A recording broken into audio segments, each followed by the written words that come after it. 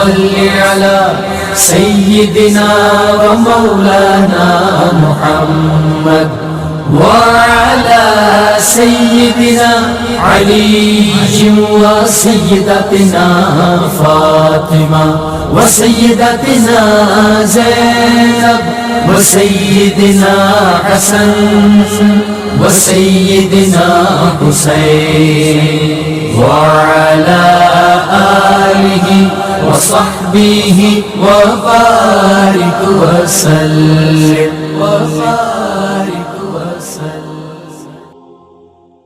بسم اللہ الرحمن الرحیم۔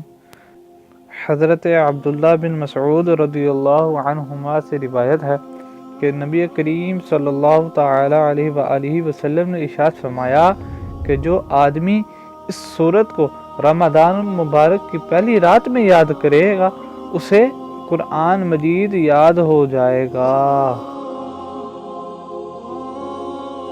اگر کوئی شخص سفر پر جائے اور دوران سفر سورہ فتح کو پڑھتا جائے تو اسے سفر کے مقصد میں کامیابی ہوگی اور اس کا سفر ہر قسم کی پریشانی سے محفوظ رہے گا اور وہ خیر و عافیت کے ساتھ واپس آئے گا۔